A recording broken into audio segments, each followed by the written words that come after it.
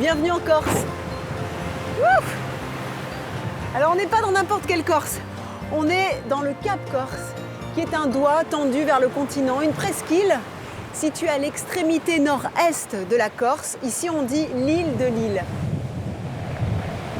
C'est une terre de marins, de maquis, de criques sauvages, jalonnée par des petits villages de pêcheurs et dans les hauteurs des maisons fortifiées, toutes coiffées de toits de lauze. Bref, une Corse sauvage, secrète, authentique, très attachée à préserver ses ressources culturelles et naturelles, du poisson, de la châtaigne, du cédrat, de la poutargue. On ne mange pas ici comme ailleurs et ça tombe bien parce que c'est pour ça qu'on est là. En route Micheline!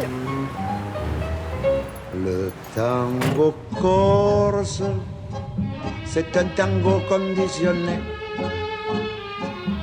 Le tango corse, c'est de la sieste organisée. On se déplace pour être sûr qu'on ne dort pas. On se prélasse.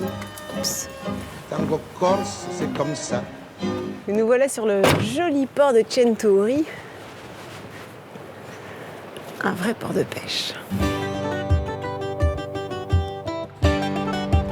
Ce qui est fou, c'est de penser que ce petit port est bondé de touristes, évidemment, pendant l'été. Et que là, c'est désert. Et en même temps, c'est paisible.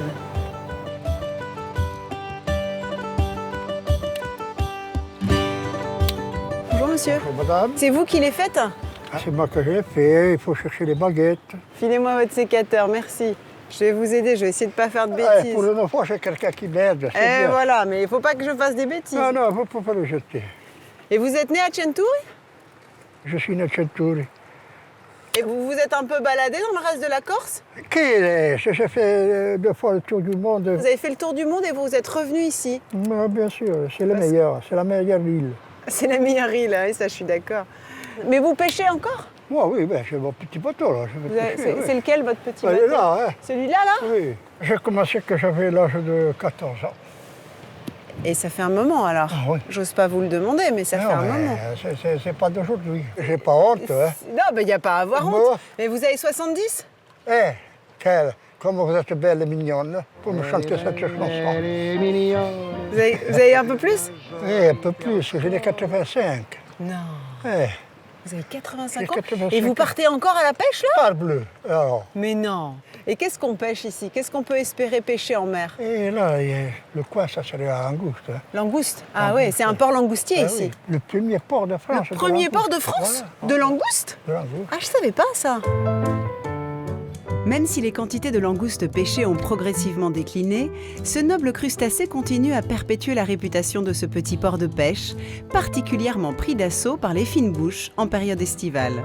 De notre côté, pas de langoustes menus pour ce voyage, saisonnalité oblige, mais tout un lot de découvertes m'attend et je ne dois pas tarder à reprendre le volant.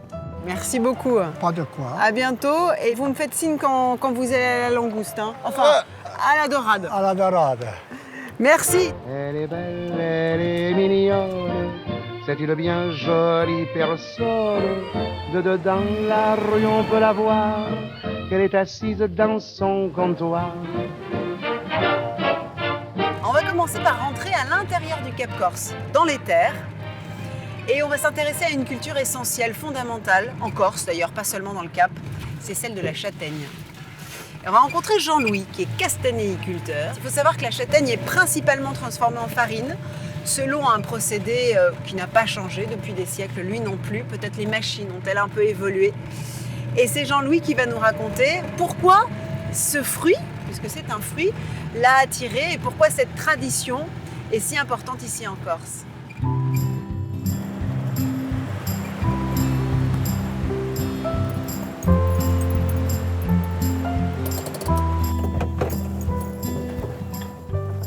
C'est magnifique cet endroit, on va jusqu'à la mer.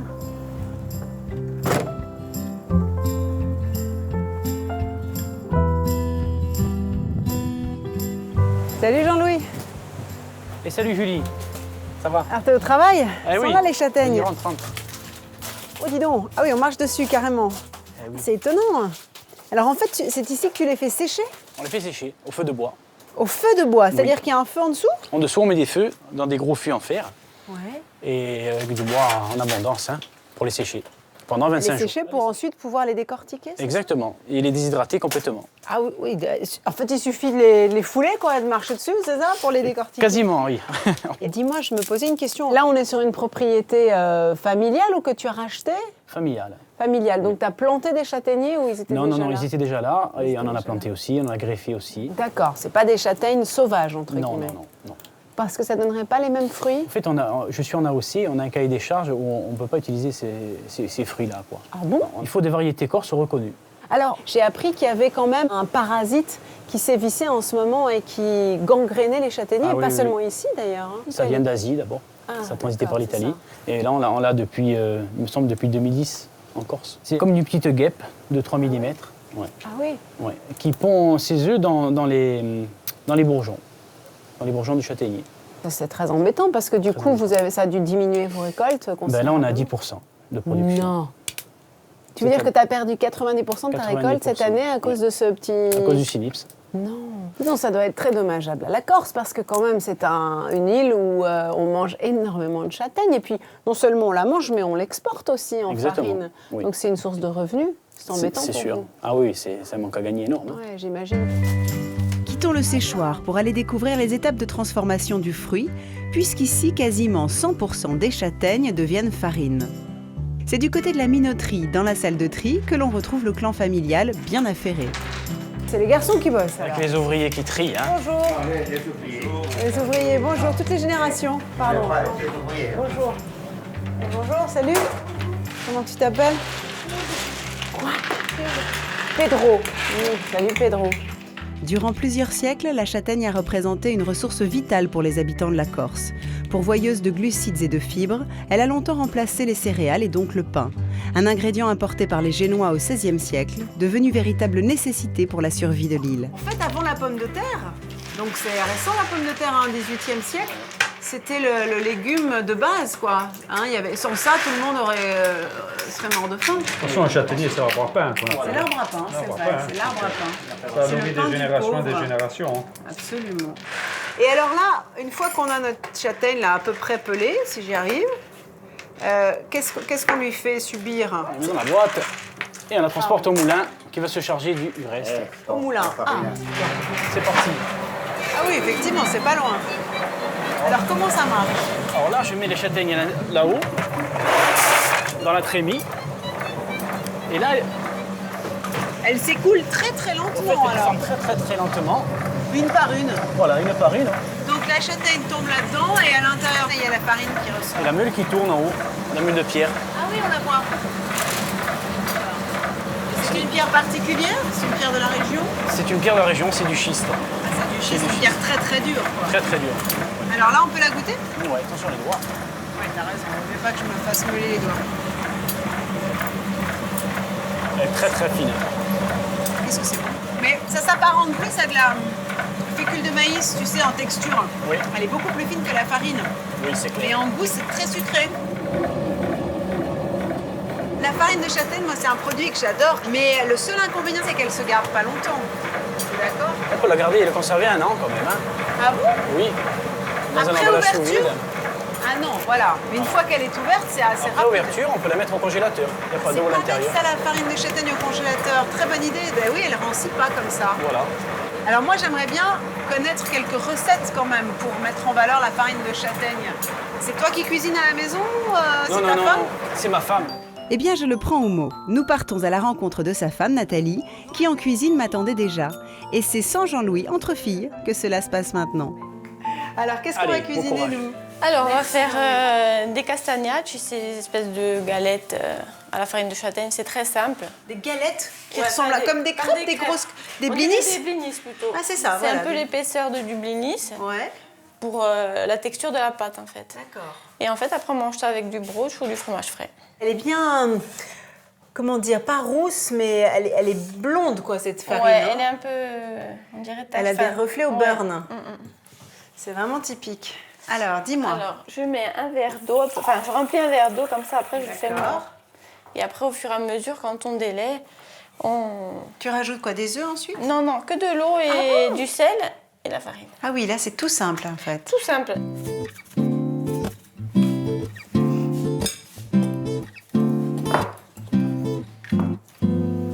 Ouais, tu délayes effectivement. Ouais.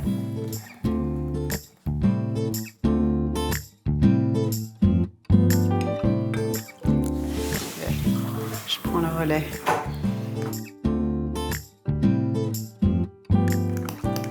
Est-ce que ça va là? Encore un peu. Il faut que ce soit assez liquide en fait. Comme voilà, parce qu'en fait, il faut vraiment que ça coule dans la poêle. que ça Ah, se- d'accord, que ça coule. D'accord. Qu'est-ce que tu en penses? Là, je pense que ça va aller. C'est bien là? Et c'est dans une poêle chaude avec un peu de matière grasse que nous faisons cuire nos galettes comme des pancakes. Et alors ces galettes, c'est plutôt au goûter, au petit déjeuner ou c'est carrément un repas pour vous? Ça peut être un repas accompagné de figadelle ou simplement comme ça. Hein. Le figatel, c'est la saucisse de foie. Ouais.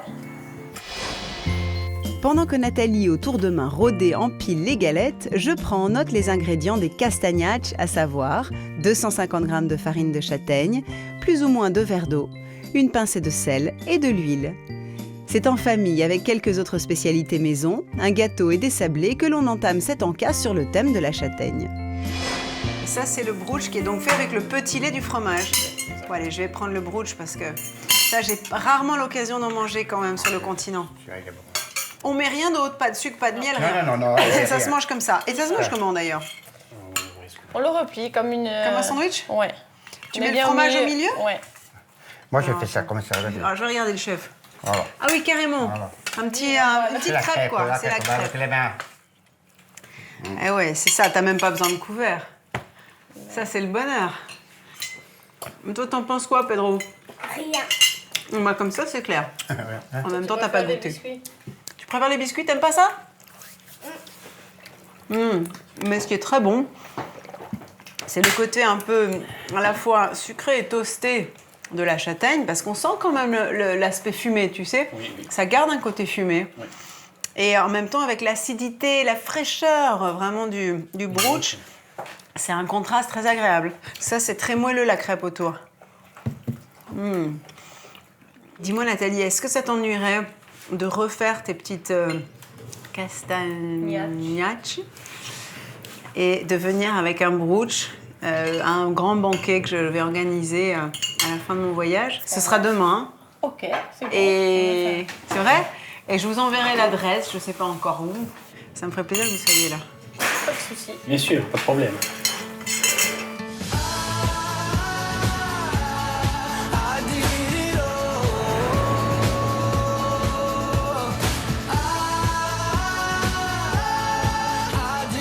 En chemin, je traverse le village de Nonza, l'un des joyaux du Cap, connu pour son pèlerinage annuel, le 22 mai, en l'honneur de Sainte Julie, proclamée patronne de la Corse en 1809. Santa Giulia a vécu au début du christianisme et la légende raconte que, refusant de participer à une fête païenne, elle fut battue à mort, ses 2 seins coupés, desquels naquirent 2 sources, considérées aujourd'hui comme miraculeuses et pouvant opérer de nombreuses guérisons.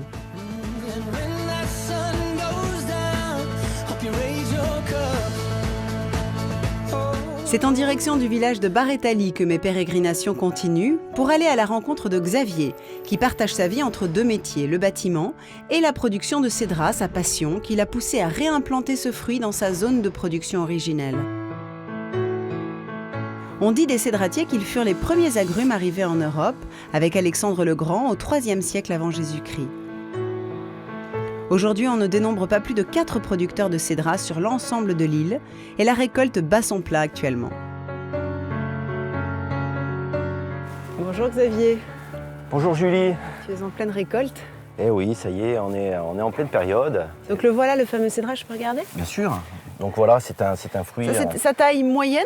On va dire que là, on est sur une 3e ou 4e récolte, donc les fruits commencent à être un peu plus petits. Ah, tu fais 3 récoltes ou 4 par an? Ah, on en fait un peu plus même, hein, on récolte toutes les semaines, tous les 15 jours à peu près. On choisit les fruits, hein, comme les fruits mûrissent. Sur le même arbre?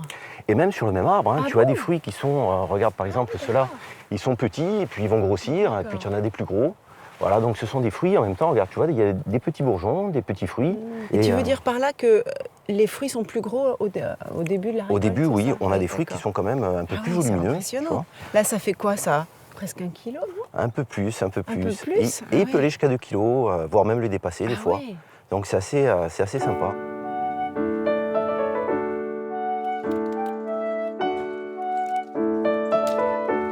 Je vais te montrer quelque chose. Là, par exemple, on va en ouvrir un pour te donner une idée de comment c'est fait à l'intérieur. Donc c'est assez surprenant. Alors c'est très très dur. C'est pour ça qu'on le fait bouillir pour l'attendrir en fait, hein, parce que c'est un fruit. Je peux essayer Ben, je pour t'en me prie, rendre vas-y. compte? Vas-y. Ah oui, dis donc, t'as raison. Ouais, en fait, c'est que de l'écorce, quoi. Exactement. Oh, dis donc. Ça y est, j'y suis. Voilà. Et là, tu Ah oui, dis t'aperçois donc, c'est fou. de la partie blanche en fait, Ouais. ce qu'on appelle l'albédo, qui est très très épais. Je peux goûter? Vas-y, goûte, hein, je t'en prie. Hein. Parce que dans les citrons de menton, moi, je mange l'écorce. Hein. Mais là, c'est peut-être un peu différent, non? C'est ça? C'est un peu différent, c'est un peu différent. Ah bah déjà, ça se croque même pas tellement c'est dur. Eh ouais, c'est très très dur en fait. Oui, C'est ça très va. très dur. Mais Ça ressemble à... tu le retrouves dans la cuisine, sur du poisson, sur de la viande, où tu peux mettre des zestes de cédra. Cru. Et c'est vraiment bluffant quelque part, parce que quand tu mets les zestes, ça apporte un goût Mais moi, surprenant. j'aime bien même comme ça, tu sais. Et explique-moi pourquoi ce cédra, apparemment, de ce que j'ai entendu dire, avait presque disparu de la Corse. Oh, il y a eu beaucoup de paramètres. On s'est retrouvé à la fin d'un cycle économique où les gens ont préféré travailler à la ville, abandonner la culture. Exode rural, quoi. Exactement. Il a fait les frais de l'exode Il y a eu la rural. famine aussi un peu, il y a eu la C'était guerre. à quelle époque, alors qu'il a connu son déclin? C'est à la Première Guerre mondiale, juste un peu avant. Donc l'âge d'or du cédra, c'est quoi, le 19e siècle? Fin du 19e surtout. Donc avec beaucoup d'exportations. Et la Corse était le premier producteur de cédra Au monde. Au monde, ouais. Incroyable. Ouais. Il stockait les cédras dans de l'eau de mer. Ah oui? Avec du sel. Il rajoutait du sel pour faire une saumure et bloquer en fait la fermentation, l'évolution du fruit. C'est ce que vous faites encore aujourd'hui? Non. On le travaille aujourd'hui, on le lave avec de l'eau douce. Et justement, c'est vers un lavoir alimenté par une source en contrebas de son terrain que Xavier me mène nettoyer les fruits fraîchement récoltés. Alors, on va les rentrer dans l'eau et puis ils vont rester là une petite semaine et ça va enlever l'amertume qu'il y a un peu dessus, juste pour les adoucir un le peu simple fait de les immerger dans l'eau pendant une semaine va dégager de l'amertume. Oui, c'est ça. Donc là, tu les sangles en fait, tout simplement. Hein. Oui, on les sangle, sinon ils vont flotter. Bah, bien sûr. Il y a quand même de l'air à l'intérieur. Donc on va les sangler et puis on va les immerger. C'est José, le plus dévoué et tonique de l'équipe, qui plonge chaque caisse dans l'eau. Ouais, pas chaude quand même. Hein. Je suis contente de ne pas m'y coller. Qui, grâce à une pierre, est maintenue au fond du bassin. Une technique mise au point par Xavier, s'inspirant des gestes des anciens. Au bout de 7 jours, les agrumes sont récupérés pour être transformés dans l'atelier, où nous retrouvons Xavier pour un petit pas de côté. Le cédra, c'est un fruit qui ne se consomme pas comme un abricot ou une fraise voilà, qu'on cueille et qu'on mange. Hein. C'est un fruit qu'il faut impérativement transformer. Il faut d'abord le faire bouillir pour pouvoir l'attendrir. Et après, lui faire différents bains de sucre, où on va augmenter le sucre au fur et à mesure pour pouvoir le confire. Et arriver à un fruit complètement confit. Et c'est là où il est le meilleur, je dirais. Au total, une dizaine de bains sont donnés, un long et fastidieux travail qui peut durer de 10 à 12 jours. J'ai eu la chance de rencontrer des grands-mères qui m'ont donné des recettes. Et puis on a adapté un peu en fonction de leurs recettes et en fonction de la recette d'un confiseur de métier avec les règles du confisage. Alors ici, les fruits sont confits.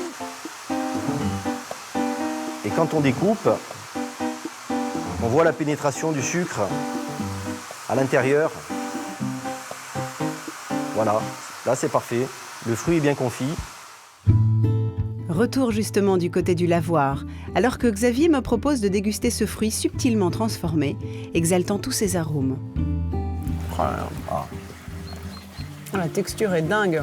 C'est surprenant. Hein. C'est moelleux. En même temps, t'as quand même l'écorce qui croque un peu. C'est tendre, c'est fondant. Ça te plaît? C'est mortel. Mais t'as raison que ça me plaît. Je peux pas m'arrêter. Mais surtout, le fruit confit, souvent, il est tellement gorgé de sucre, tu vois ce que je veux dire? C'est le problème. Que du coup, bon, c'est bon, mais t'as le sucre avant tout. Le sucre sur Là, le sucre. t'as vraiment le fruit. Après, le sucre sur le sucre, c'est amer. Donc, il ne faut pas dépasser cette étape. Et je pense Mais- que voilà, quand c'est comme ça C'est permet fou de... que ce soit pas plus connu, ce fruit, parce que c'est excellent. C'est excellent. C'est vraiment, vraiment très, très fin, quoi. Ça mérite d'être connu. Hein. Allez, j'en Un prends un des dernier meilleurs pour la mariages. route. Tu sais ce qui me ferait plaisir? Demain, on va se retrouver autour d'une grande table, je sais pas encore où, dans une belle maison probablement, pour goûter des spécialités corses du Cap. Ouais. Et ça me ferait plaisir que tu sois là et que tu apportes un peu de cédra. Ah bah écoute, c'est très très gentil. Je serai là. Allez, pour ferme-moi savoir. ça parce que sinon je vais terminer la barquette. Salut Xavier, merci. Alors à demain. À demain.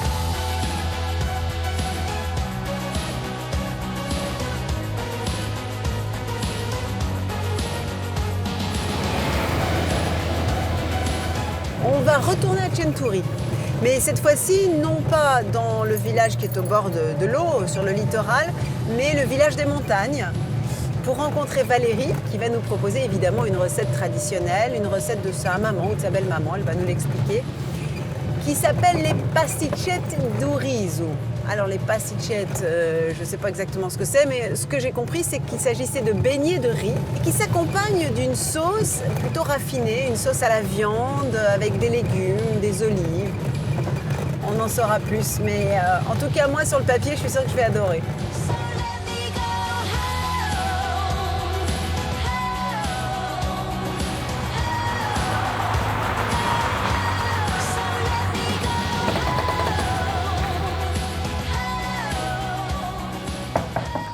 Oui. Bonjour Valérie. Ça Comment va ça va? J'ai mis un peu de temps à trouver. Hein. Il est un peu en Et retard. le Cap Corse, j'avoue que les routes sont assez sinueuses. Je crois, oui. J'ai voulu jouer à la maline en me disant je vais prendre un autre chemin et puis pas du tout. Ah, ça fait du bien d'être là, il fait chaud. Il fait chaud cette ici, hein. maison, ouais. Toi, tu es du village? Non, moi je suis de Pino, du village d'à côté. D'accord. Je me suis mariée ici, je me suis mariée. Et avec ton un mari ici. est de Et de Chenturi. Chenturi ici. D'accord. Et tu tiens Il est né à Chenturi. Tu tiens l'épicerie de Je Chenturi? tiens une épicerie tous les 6 mois, enfin du mois d'avril au mois de septembre. Au moment où il y a l'affluence. Là, il y a de- l'affluence, des oui, parce que touristes. normalement il y a 2 épiceries, mais L'hiver, il n'y a pas l'hiver, besoin il n'y de a pas deux. grand monde. non. Et donc, qu'est-ce que tu fais? Tu travailles pas l'hiver? Non, pas du tout. Ah Je bah, me c'est repose. c'est pas mal ça. Ça, c'est bien, ça. J'aime bien cette idée. On va faire des pasticcettes ou des risottos.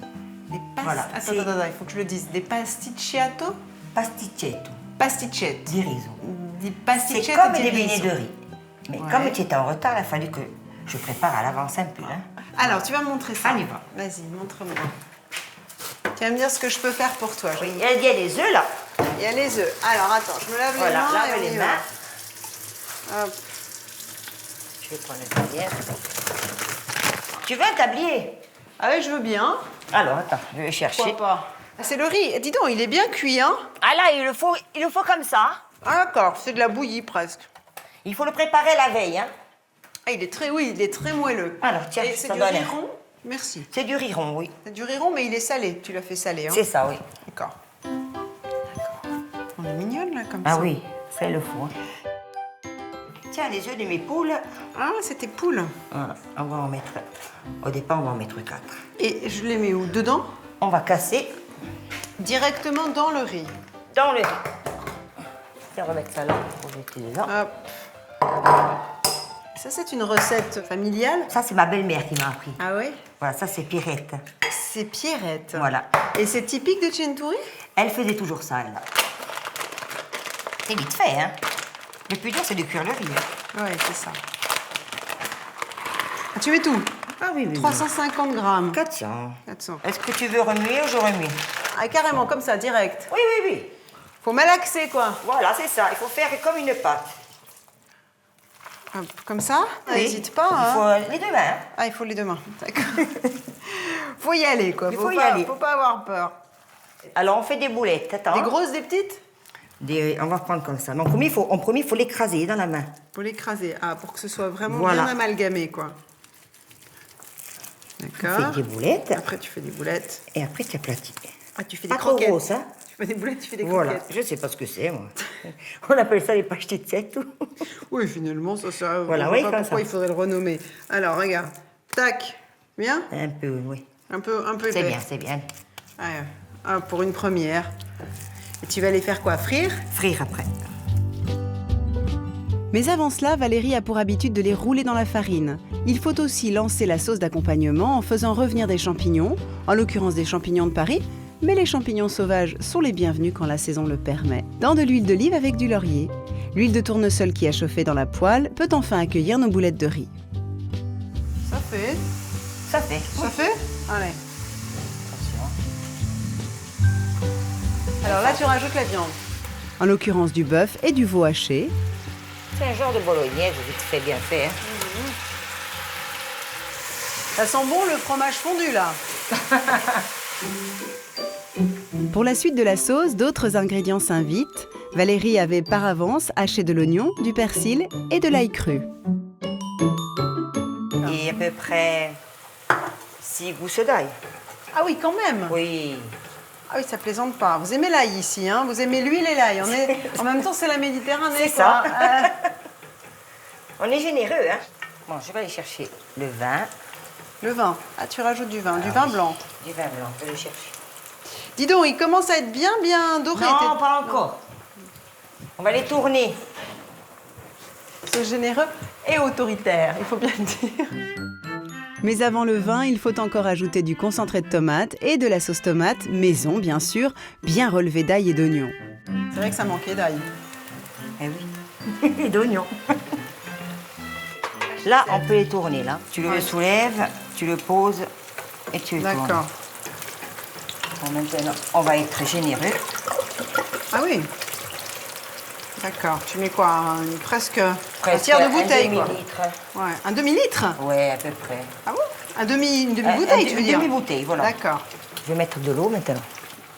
C'est pour que ça puisse cuire et réduire. Voilà. C'est ça. Épaissir Sinon, un peu. ça va se dessécher. C'est ça.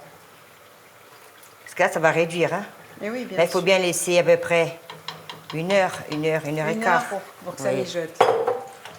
Bon, on va mettre juste un petit truc. C'est quoi ton petit truc? Je vais mettre un peu d'olive. Ah! Des olives vertes. Vertes. Pour parfumer. Voilà. Juste un petit peu, hein. Profitons du temps de fin de cuisson pour noter la recette des pasticetto du riso de Valérie, ou plus simplement des galettes de riz et de leur sauce bolognaise, pour lesquelles nous avons besoin de 500 g de riz rond, préparé la veille et laissé reposer dans la casserole 3 heures durant, égoutter puis réfrigérer. 350 g d'emmental, 4 œufs, 50 centilitres d'huile de friture et de la farine. Et pour la sauce, 200 g de champignons, 400 g de bœuf haché, 200 g de veau haché aussi, un oignon, 6 gousses d'ail, du persil, du concentré de tomate et de la sauce tomate, des olives vertes et enfin du vin blanc sec.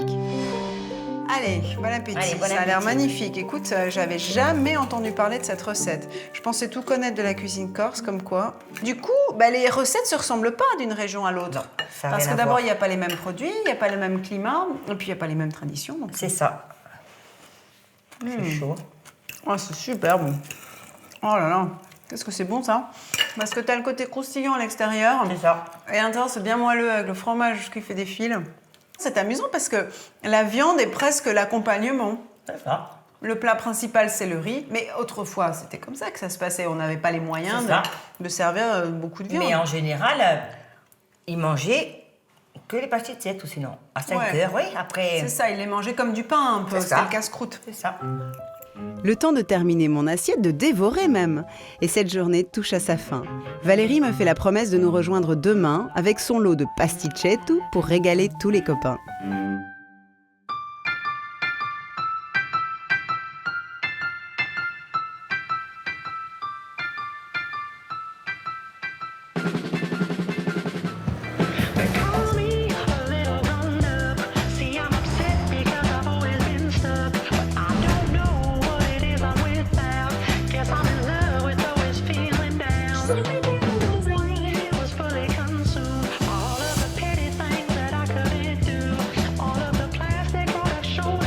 Cette nouvelle journée débute dans un site exceptionnel, l'étang de Bigoulia, lagune située au sud de Bastia et plus vaste étang côtier de l'île avec une longueur de 11 km du nord au sud.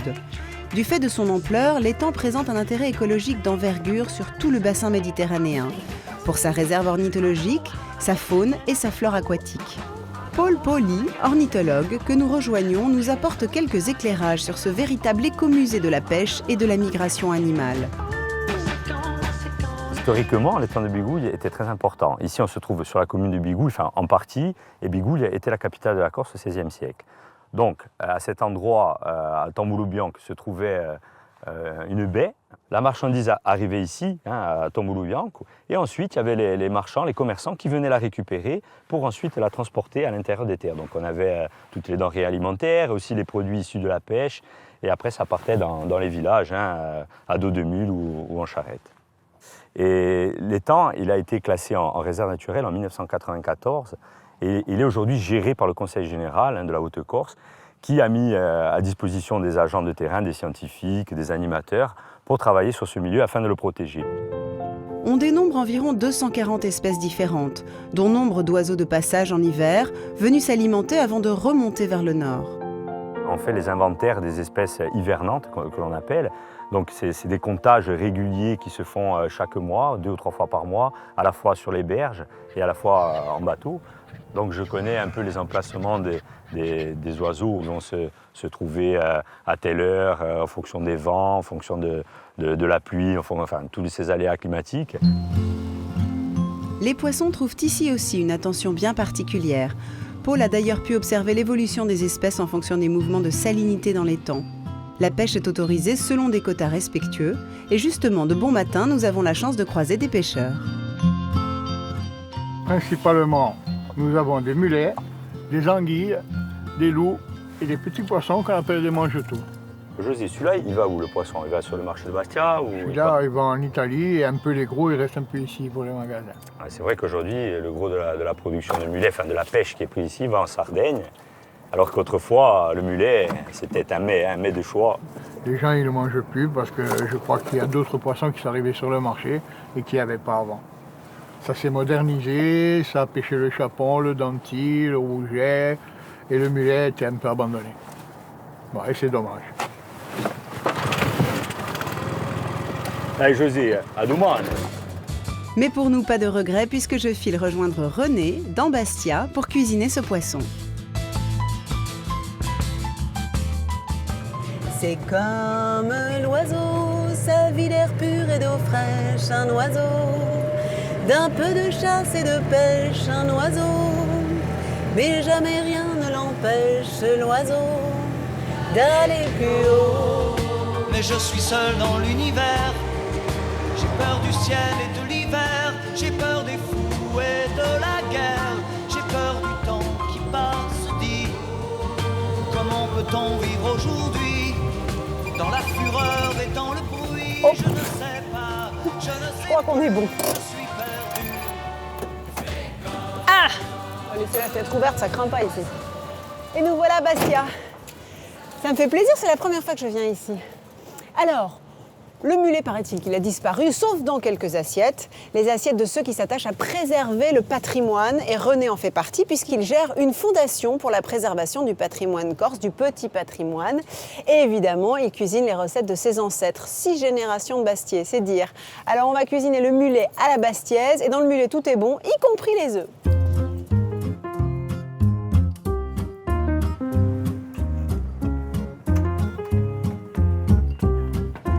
Ah là là, on est vraiment dans la vieille maison bastiaise, dans son jus. Avec des marches qui font 2 mètres chacune. Ah, on voulait de l'authentique, on voulait du local, on l'a. Faut faire marcher le mollet. Eh ben, ça doit être là. On reste dans l'ambiance marine.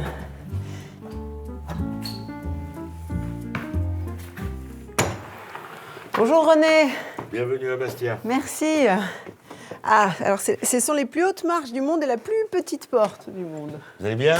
Bon Ça voyage? va très bien. Bah oui, je viens de l'étang de Bigoulia et j'ai vu qu'il y avait pas mal de mulets dans la région. On va vous faire du mulet. Tombe bien. C'est gentil. Je peux mettre ça là? Oui. Ouais. Ah, c'est joli cet endroit. Il y a des couleurs.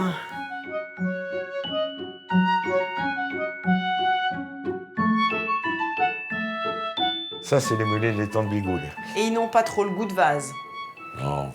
C'est bien pour ça qu'on le fait en sauce tomate. Ah, quand même. Donc, Voilà, oui, vous avez tout évidemment. compris. Ah, c'est marrant ce poisson parce que on le reconnaît à sa tête aplatie quand même. Voilà. Hein. C'est là où il est quand même assez différent de ses congénères. Parce que il broute.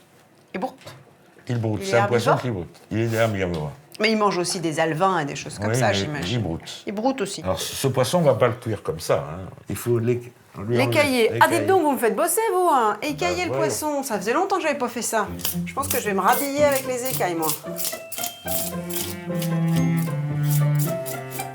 Prévenant, René me passe un tablier autour du cou. Voilà, super. C'est pas très rapide. Hein. Oh, bah, je vous en prie, j'aimerais bien vous y voir. Reste à vider le poisson. Et pour René, à jeter un dernier coup d'œil à sa sauce tomate qui mijote depuis 30 minutes déjà. Donc, vous voulez que je vous fasse des darnes? Ouais. Quoi, alors, à peu près... Hop, comme ça? C'est bon, c'est parfait. Ah, c'est bon. Ah, il est Vous voulez rebelle. que je le fasse? Ah, ça va, ça va. Voilà. Bon, on est parti. Il m'a laissé à mon travail. Ils en foutent pas une l'écorce, hein. Surtout les mecs. Entre-temps, si on lançait les spaghettis. On va faire quoi? 200 grammes? Voilà. Il y a du sel? Il y a tout. Ah, c'est bien. Et il y en a pour 5 minutes. Et puis, on va faire frire les poissons. les poissons. Allez, hop. Hein? Mais avant de frire nos darnes dans l'huile chaude, il faut les fariner. Nous râpons ensuite de la poutargue, le caviar de la Méditerranée obtenu avec les œufs de mulet, qui agrémentera le fond de sauce des spaghettis. J'en raffole particulièrement. Je m'arrête là ou pas? Qu'est-ce que t'en penses? Oh, Non. là, on fait non. Un plat de roi, là. Un plat de roi, là. Bon, je crois qu'on va arrêter. On arrête? Allez, hop. Nous préparons une sauce crue composée d'huile d'olive, d'ail, de persil et de notre fameuse poutargue. Ça, c'est une bonne idée parce que moi, souvent, quand je mets la poutargue dans les pâtes, eh bien, ça fait comme du fromage râpé, tu vois, ça fait bloc. Alors que si tu mets l'huile d'olive avant, j'imagine qu'elle se mélange mieux, non? Voilà. Nous la mélangeons donc aux spaghettis et pas besoin d'ajouter de sel, la poutargue le remplace. Et on a oublié une chose. Quoi? La meilleure partie du mulet. Ah, qu'est-ce que ça? Ah, les tripes. Et qu'est-ce qu'on en fait? Je les fais frire, tu vas les goûter? Ah bon? Ouais, je veux bien. Clac.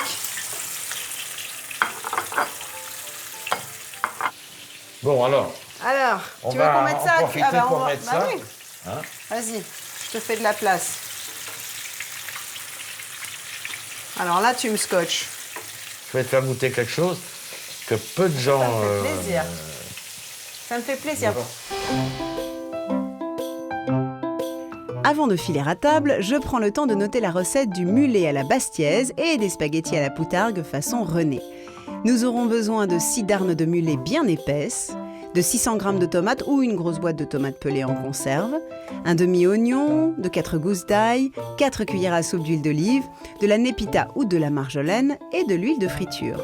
Et pour les spaghettis, 500 g feront l'affaire, une poignée de persil, 4 gousses d'ail et de la poutargue autant que le palais et le porte-monnaie vous en dit. Il me tarde de déguster cette ode au Cap Corse, terre de marins tournée vers l'Italie. Ta tripe de poisson, là. C'est bon? Oui, c'est bon, ça n'a pas un goût trop fort, en fait. Il y a un côté un peu caoutchouteux, le tube digestif, là. Mais à part ça, c'est... C'est vrai. C'est bon. Manque de sel. Un petit peu. Mais je dois te dire que la chair, elle est parfaite. Elle n'est pas trop cuite. Mais effectivement, je crois que c'est important de couper les darnes épais. Parce que comme ça, elles sont bien frites à l'extérieur, mais elles restent tendres et moelleuses à l'intérieur. Je me régale. Donc, tu es devenue une vraie bastiaise. Une vraie bastiaise. Alors, raconte-moi un petit peu cette poutargue. Alors, aujourd'hui, elle est toujours consommée? Elle est toujours aussi appréciée? Non, elle est très recherchée. Elle est très recherchée? Ah oui? C'est un mets apprécié. Ça a vraiment un goût unique. Parce que c'est assez amer. J'aime bien cette amertume. Et c'est à la fois sucré. Et ça a le goût de la mer, mais ça n'a pas un goût de poisson. C'est vraiment unique. Ne reste plus qu'à motiver René à refaire son plat pour une dizaine de personnes et à le partager de nouveau d'ici quelques heures lors de notre banquet.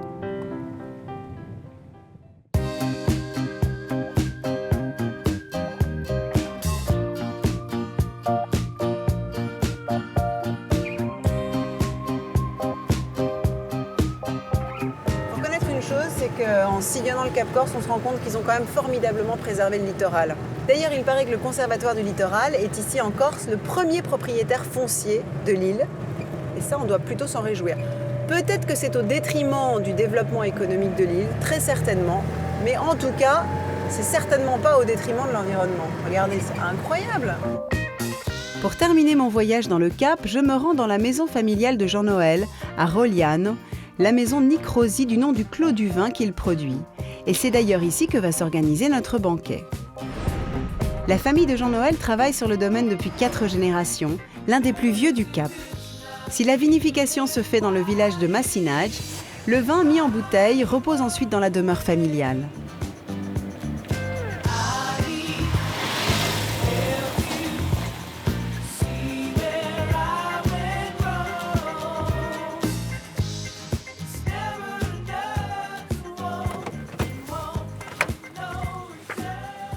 Bonjour Jean-Noël. Bonjour Julie, vous permettez que je vous appelle Julie. Ah bah avec plaisir, puisque je vous appelle Jean-Noël. Ouais. Dites donc, c'était pas facile à trouver. J'en ai fait de la route, mais en même temps, elle était magnifique et je suis pas déçue par le point de vue. Hein. Bah ici, mon arrière-grand-père et son frère ont fait construire cette bâtisse immense après avoir fait fortune en Amérique. C'est ce qu'on appelle les maisons d'Américains dans le Cap Corse, c'est ça? C'est ce qu'on appelle une maison d'Américains. Parce qu'il y a beaucoup de Cap Corsins qui ont émigré en fait. Énormément, oui. Pourquoi particulièrement les Cap Corsins? Parce qu'ils étaient plus marins que les autres? Oui, certainement. Il y a énormément d'échanges avec l'Italie d'abord, après commerciaux, oui. Et ils faisaient venir les architectes de Toscane. Et alors, elle a été construite à quelle époque? Elle était terminée en 1877. Donc elles sont toutes ces maisons américaines, comme on dit, ont été construites à peu près au même moment? Oui, à partir de 1850 à peu près.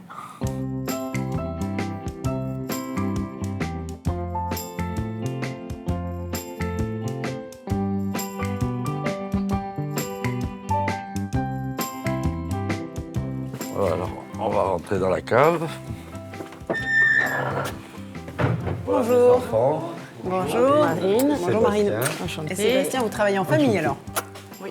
Voilà, c'est avec moi depuis quelques années. Tu as de la chance quand même, hein? Parce que c'est rare d'avoir les enfants qui prennent la suite, surtout quand on est dans un coin aussi beau, mais un peu excentré quand même. Oui, il y en a de plus en plus. C'est vrai? Ils sont attachés à leurs racines? Il y a beaucoup de jeunes actuellement qui ont repris des exploitations familiales. Et en parlant de viticulture d'ailleurs, quelle est la proportion de vignes du Cap Corse par rapport à la Corse? C'est très faible. Pour avoir une idée. Faible. Ah d'accord. On est sur 60 et 70 hectares actuellement pour l'appellation coteau du Cap Corse. Hein, par rapport à combien il y a 6500 à 7000 hectares. Oui, en fait, c'est vraiment une micro-appellation. C'est une micro-appellation. Et alors ce vin, justement, j'ai vu quelques bouteilles là. C'est la production que l'on fait, essentiellement du vin blanc. Donc pour le blanc, c'est 100% vermentine, c'est le cépage blanc de Corse que vous allez retrouver dans toutes les appellations. Ensuite, donc, on a la cuvée de muscat, qui est un muscat petit grain, qu'on fait un muscat très traditionnel. Donc on va faire un passerillage, donc c'est étaler les raisins au soleil pendant 1 à 2 semaines pour avoir des raisins très concentrés, pour concentrer aussi bien l'acidité, les sucres et aussi tous les arômes. Et ensuite, donc, on a le rap. Le rap, c'est vraiment votre produit emblématique, c'est ça, non? C'est la mémoire du domaine, c'est plus la mémoire des anciens. On a fait une toute petite quantité, il faut dire. C'est-à-dire? Bon, on sera à peu près 1 millier de bouteilles. Ah oui, c'est pas beaucoup. C'est un vin doux naturel? Alors, c'est un vin doux, mais contrairement au muscat, où on arrête la fermentation avec de l'alcool pour qu'il reste un vin muté, quoi, c'est ça. Un vin muté. Là, c'est du 100% naturel, on ne rajoute rien dans nos vins. Contrairement au muscat, ça c'est rouge. D'accord, oui, ce qui est plus rare, évidemment. Et alors là, on goûte quoi? Alors là, on va goûter le rap. Tu peux l'associer sur des fromages, sur des desserts, sur du chocolat, parce que ça se marie très bien. Il y a quand même des arômes très chocolatés, très caféinés à l'intérieur. Ah oui, parce que moi, je m'attendais à quelque chose qui soit proche d'un Porto ou d'un Mori. Et on est moins sucré. Ah, on est moins sucré. On est moins sucré. On a vraiment un vin avant tout, quoi, mais riche, quoi, très riche aromatiquement. Et puis, oui, le cépage est très riche au niveau aromatique. Et puis ce qu'on fait, j'ai oublié de vous dire mes enfants, c'est qu'on fait on fait une solera. Ah. C'est-à-dire qu'on tire les 1000 bouteilles pour la vente de l'année et on rajoute le vin nouveau par-dessus. C'est-à-dire que, bon, là-dedans, le plus vieux vin doit avoir une 20aine d'années. Ah oui, d'accord. Voilà, donc on fait ce mélange pour avoir aussi une homogénéité, une continuité dans ce type de produit. Pour les autres vins, nous les goûterons par la suite avec tous les copains. Mais avant cela, Jean-Noël me propose un petit tour du propriétaire, une incursion dans l'univers de ces maisons américaines. On arrive à ce qu'on appelle l'étage noble. Ah, le premier. Puisqu'il y a le grand salon. D'accord, c'est là qu'on recevait alors autrefois. C'est là qu'on recevait, oui.